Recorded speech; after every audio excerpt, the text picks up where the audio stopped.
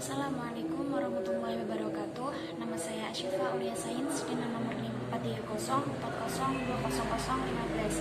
Di sini saya akan menjelaskan tentang sedikit klasifikasi tes psikologi.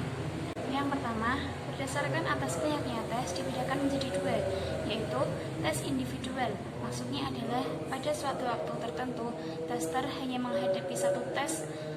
Contohnya tes kepribadian Rorschach, TAT, tes intelligence wise, tes intelligence Stanford-Binet, dan lain-lain. Yang kedua, tes kelompok. Maksudnya adalah pada suatu waktu tertentu, tester menghadapi sekelompok testi. Contohnya tes inteligensi SPM, tes inteligensi APM, tes Kreapelin, dan lain-lain.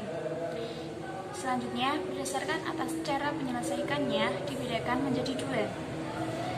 Yang pertama, tes verbal. Maksudnya adalah testi di dalam menyelesaikan atau mengerjakan tes tersebut harus menggunakan kata-kata, misalnya memberikan keterangan, memberikan hasil perhitungan, memberikan lawan kata, mengatakan kekurangan pada suatu gambar. Contohnya, subtes informal pada tes wise. Yang kedua, tes nonverbal atau sering disebut performance test. Maksudnya adalah testi tidak harus menggunakan respon berwujud bahasa, melainkan dengan melakukan sesuatu. Contohnya, subtes menyusun balok dan subtes menyusun gambar pada tes wise. Yang ketiga, berdasarkan atas caranya menilai tes, dibedakan menjadi dua. Yang pertama, tes alternatif. Penilaian pada tes ini berdasar atas benar salah. Jadi hanya ada dua alternatif, yaitu benar atau salah. Yang kedua, tes gradual. Pada tes ini penilaian bersifat gradual. Jadi ada beberapa tingkatan, misalnya diberi nilai 5, 4, 3, 2, atau 1. Selanjutnya, berdasarkan atas fungsi psikis yang dijadikan sasaran testing, dibedakan menjadi 4, yaitu tes perhatian, tes fantasi, tes ingatan, dan tes kemauan. Terus, berdasarkan atas penciptanya, tes dibedakan menjadi 5, yaitu tes Rorschach, Binet-Simon, tes Kreapelin, tes Wechsler, tes Raven.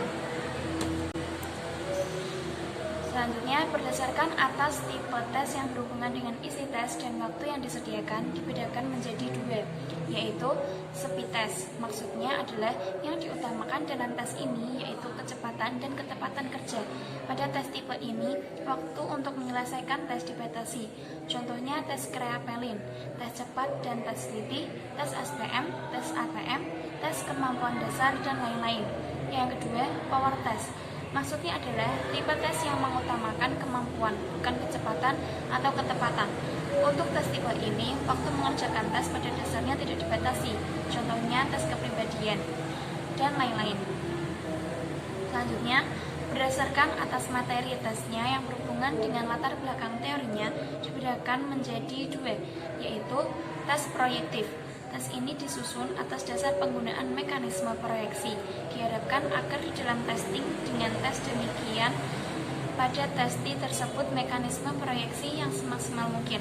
Oleh karena itu, biasanya materi tes terdiri atas objek yang belum atau kurang jelas strukturnya. Contohnya tes Rorschach, TAT, CAT, dan lain-lain. Yang kedua, tes non-proyeksi. Tes ini sama sekali tidak mempertimbangkan mekanisme proyeksi itu.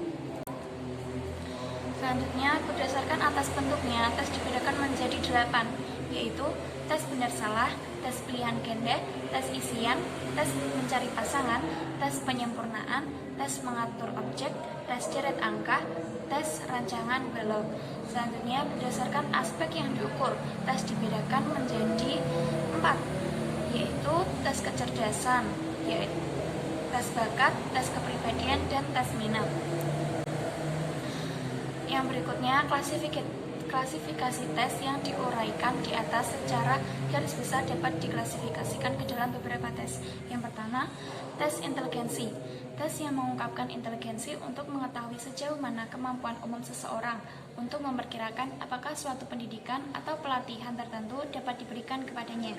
Nilai tes inteligensi seringkali dikaitkan dengan umur dan menghasilkan IQ untuk mengetahui bagaimana kedudukan relatif orang yang bersangkutan dengan kelompok orang sebayanya. Yang kedua, tes bakat.